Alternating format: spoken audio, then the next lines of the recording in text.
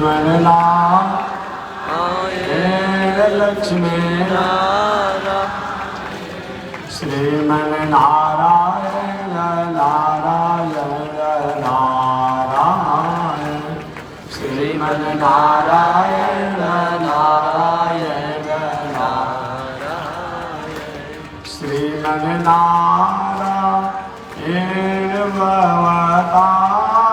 भवतारायण श्रीमन्नारायण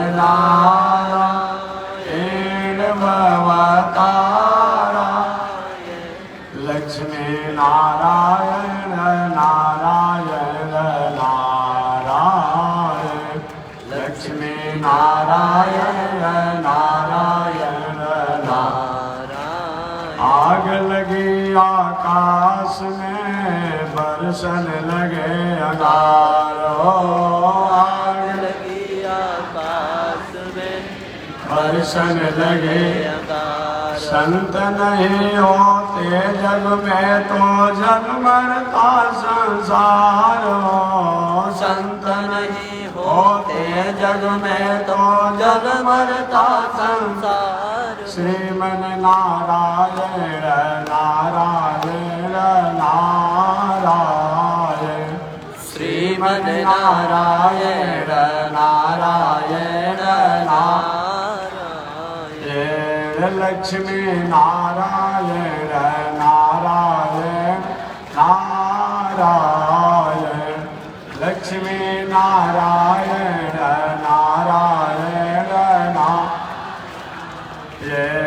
तनी देखी रघुनाथ जी हमारी ओरिया तनी देखी रघुनाथ जी हमारी ओरिया तनी ताकी रघुनाथ जी हमारे ओरिया तनी ताकी रघुनाथ जी हमारी ओरिया बगसर में आके रहुआ तड़का के मरनी बगसर में आके रहुआ तड़का के मरनी गौतम नारी अहिल्या के तरनी गौतम नारी अहिल्या के तरनी तन देखी रघुनाथ जी हमारी ओरिया तन देखी रघुनाथ जी हमारी ओरिया तन ताकी रघुनाथ जी हमारी ओरिया तने ताकी रघुनाथ जी हमारी ओरिया श्रीमन्नारायण नारायण नारायण श्रीमन्नारायण नारायण नारायण लक्ष्मी नारायण नारायण नारायण लक्ष्मी नारायण नारायण नारायण बोलिए श्री लक्ष्मी नारायण भगवान की श्री भाष्यकार भगवान श्री रामानुजाचार्य स्वामी जी महाराज की विश्ववंद्य जगदाचार्य श्रीमद विश्वक्सेनाचार्य अस्मदाचार्य पूज्य गुरुदेव श्री त्रिदंडी स्वामी जी महाराज की पावन धाम की पावन काल की पावन स्थल की पावन महामहोत्सव की जय जय श्री सीताराम जय जय श्री राधेश्याम जय जय श्री श्रीमन्नारायण जय जय श्री भाष्यकार जय जय श्री रामानुजाचार्य जय जय श्री त्रिदंडी स्वामी जी महाराज हरि ओम शांति शांति शांति अनंताचार्य कृपया वेदांत द्वयपारगम रामकृष्णांग्रि सजवक विश्वक्सेन मुनिं भजे कासायम यज्ञ सूत्रम शुचिव पुषि तथा चोर्ध्वपुण्ड्रं च बाले यस्यास्ते दक्षहस्ते कलिकुमतिगिरीन्द्रेन्द्रवज्रं त्रिदण्डं संसाराग्निप्रशान्त्यै मृतजलममलं दारुपात्रं पवित्रं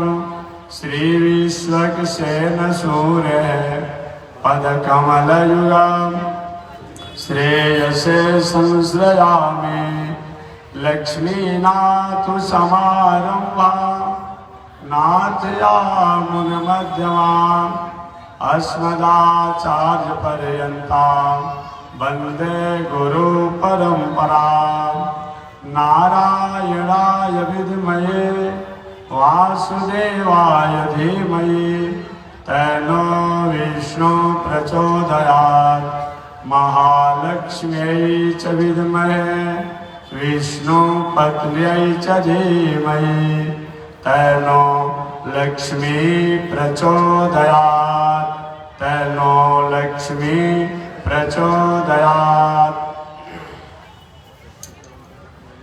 परमाराध्य श्री लक्ष्मी नारायण भगवान नित्य वंदनीय पूज्य गुरुदेव श्री त्रिदंडी स्वामी जी महाराज के जुगल चरणों में कोटिशा नमन। भगवत भागवत आचार्य कैंकर्य पारायण महानुभाव पावन भूमि पर पावन कथा को आप श्रवण कर रहे थे। झारखंड पीठाधीश्वर जगत गुरु स्वामी गोविंदाचार्य जी महाराज द्वारा पिछले दिन मैंने निवेदन किया था सृष्टि समष्टि और प्रकृति तीनों की पहचान कथा है। यही मेरा विषय था। चाहे वह सृष्टि की पहचान हो या समष्टि समाज की पहचान हो, समष्टि में सब कुछ आ जाता है। सभी प्रकार के प्राणियों की समष्टि किया जाता है। चाहे प्रकृति की पहचान हो, कथा को जगत से, समाज से, संसार से, दुनिया से अलग हटा दिया जाए तो हम कौन हैं ये हम पहचान नहीं कर पाए, क्योंकि इसी के द्वारा तो हमें ज्ञान होता है। और उसी माता जी हाला मत करो, अनुकूलता है तो बैठ जाए, अनुकूलता धीरे से चले जाए। इसी ज्ञान के द्वारा तो हम प्रकृति के बारे में जानते हैं। ये ज्ञान ही तो है। मिर्चा का क्या गुण है, गन्ना का क्या गुण है। गन्ना के रस को एक गिलास दो गिलास पी लेते हैं, आनंद ही आनंद होता है। अगर गुण न जाना जाए, ज्ञान न हो, अगर मिर्चा उतना रस अगर पी लिया जाए तब क्या होगा, ये तो अनुभव कर सकते हैं आप। मिर्चा को जिस अनुपात में आप गन्ना के रस को पीते हैं, एक गिलास, दो गिलास, तीन गिलास, अच्छे लोग तो 4-5 गिलास में पी लेते हैं। अगर कहीं अगर गुण न जाना जाए, ज्ञान न हो, कथा न हो, नहीं जाना जाए, भाई कोई चीज पीना है लिक्विड रूप में तो जितना आप गन्ना को पेर करके पी लेते हो उतना ही। अगर मिर्चा को अगर उसको उसी तरह से पेर करके रस को पी लिया जाए, क्या परिस्थिति हुई हो तो आप नहीं जानते हो। पेट से लेके सिर से लेके सब में लहर फेंकने लगेगा।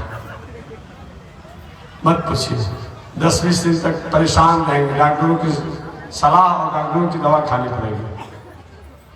एक ऐसे एक ज्ञान ही के द्वारा तो प्राप्त होता है कि किसको क्या करना है।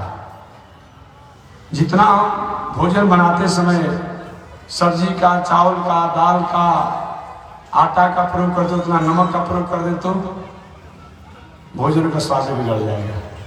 ये ज्ञान ही तो है। इसलिए चाहे वो प्रकृति का ज्ञान हो या समष्टि का ज्ञान हो या सृष्टि का ज्ञान हो, तीनों को ज्ञान कराने वाला अगर कोई है उसका नाम है कथा।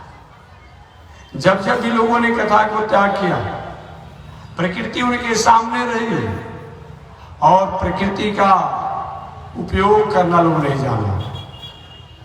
कल या परसों मैंने इशारा किया होगा, सृष्टि के प्रारंभ में हिरण्याक्ष हिरण्यकशिपु थे। सारा साम्राज्य उन्हीं के पास था। अभी मैं भी कथा श्रवण कर रहा था।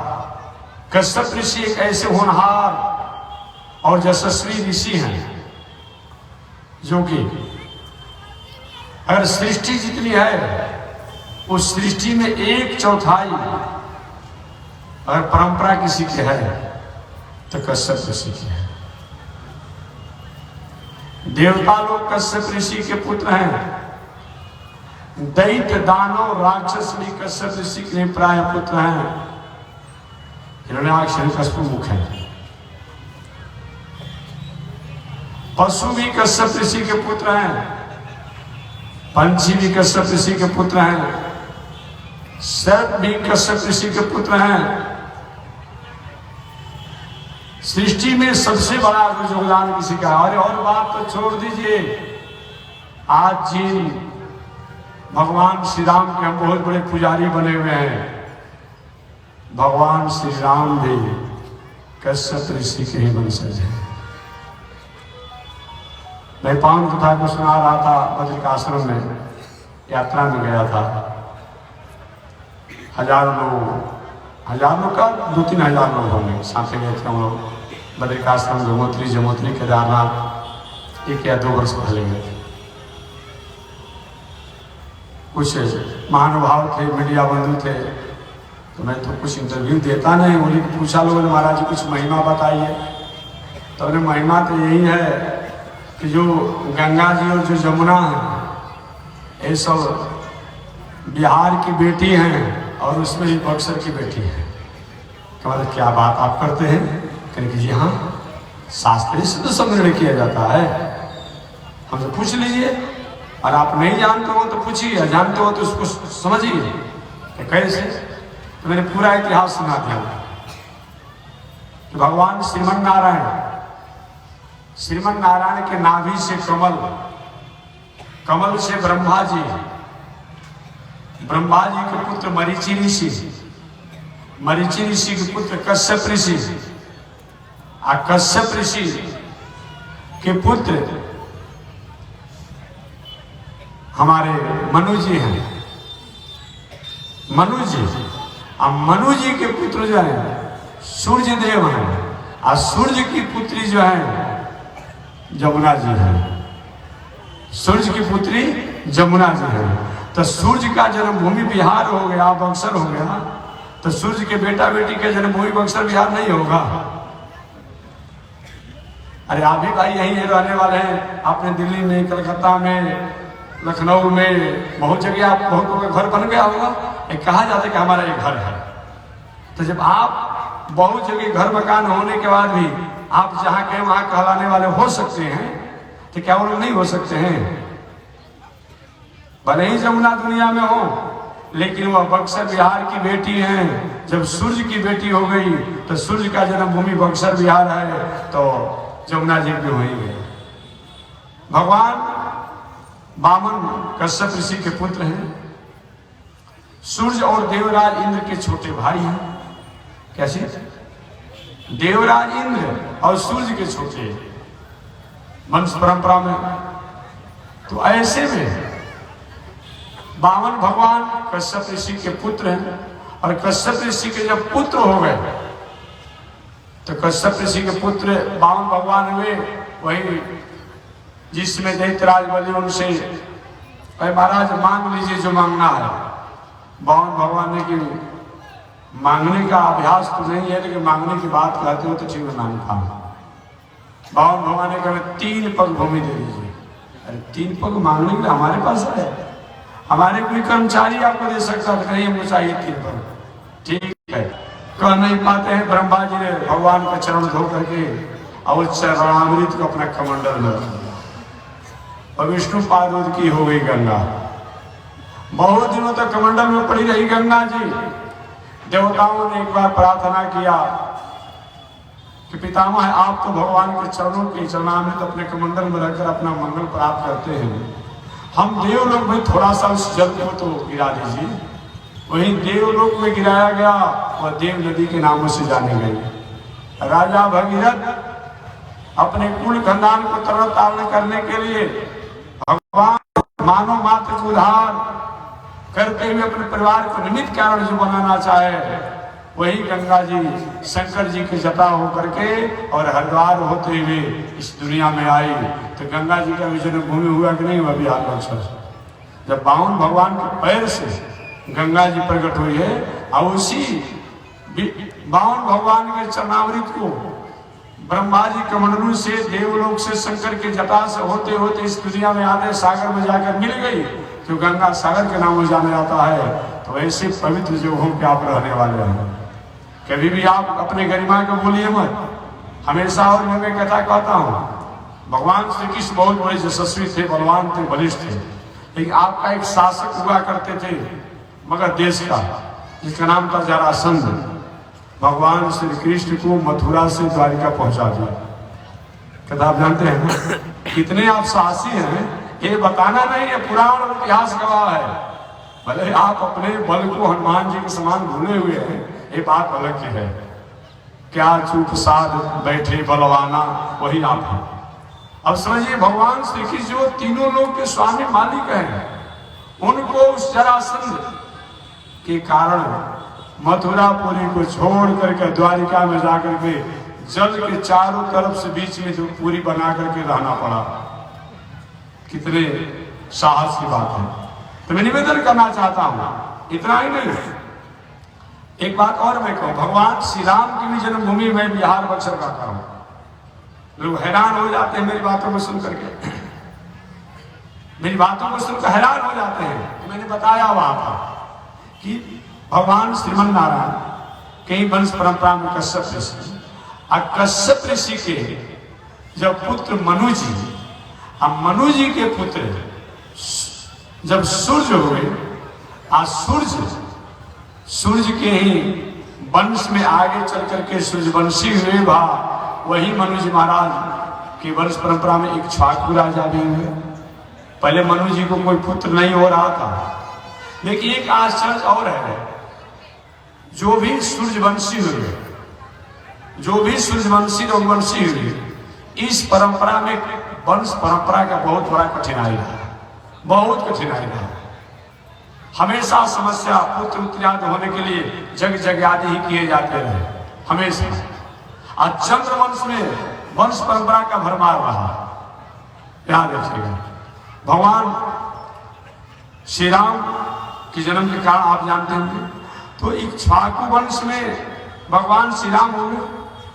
अब इक्ष्वाकु वंश मनु जी की संतति है। मनु जी महाराज ने देश काल पात्र सूर्य देव से इस संसार में प्रकट हुए, और सूर्य साक्षात कश्यप ऋषि के पुत्र हैं। तो कश्यप ऋषि के साक्षात पुत्र होने के कारण सूर्य देव उस वंश में जो भी परंपरा हुआ वह सभी सूर्यवंशी कहलाए। आगे चलकर उसी वंश परंपरा में इक्ष्वाकु हुए, वही सूर्यवंशी इक्ष्वाकु वंशी भी कहलाए। उसी वंश परंपरा में एक बहुत बड़े यशस्वी राजा रघु हुए, तो वही रघुवंशी कहलाया। लेकिन सबका मूल जो है सूर्यवंश है। सबका मूल कौन है? सूर्यवंश है। और सूर्यवंश का मूल कौन है? कश्यप ऋषि। कश्यप ऋषि हैं। ऐसे कश्यप ऋषि जिनको आप नकार नहीं सकते हैं। तो मैं निवेदन करना चाहा, चाहे भगवान श्री राम हो, गंगा जी हो, जमुना हो, सबका अगर जन्मभूमि, मूल अगर जन्मभूमि कहा जाए तो आपका बिहार है। ऐसे कि आप रहने वाले हैं। आगे मैं निवेदन करना चाहूं, कैसे ज्ञान होता है? इस शास्त्रों द्वारा ही तो ज्ञान होता है। अगर रीति ज्ञान के द्वारा ही मुक्ति होती है। अतः जीवन में चाहे वह समष्टि हो, चाहे प्रकृति हो, चाहे सृष्टि हो, तीनों का अगर कोई पहचान कराने वाला है, उसका नाम क्या है? ज्ञान है। इसलिए मानव जीवन में ज्ञान होना चाहिए। और जब भी हमने सत्संग को, कथा को त्याग किया, हमारा जीवन उदास हो गया। आपने सुना, कल में निवेदन किया था, हिरण्याक्ष हिरण्यकशिपु बहुत बड़े यशस्वी थे। थोड़ी सी गलती हो गई, अन्यथा हिरण्याक्ष हिरण्यकशिपु का जन्म ही नहीं होता। कश्यप ऋषि द्वारा थोड़ी सी गलती हुई। वो गलती क्या है? अगर हम ज्ञान को जान करके और अस्मिता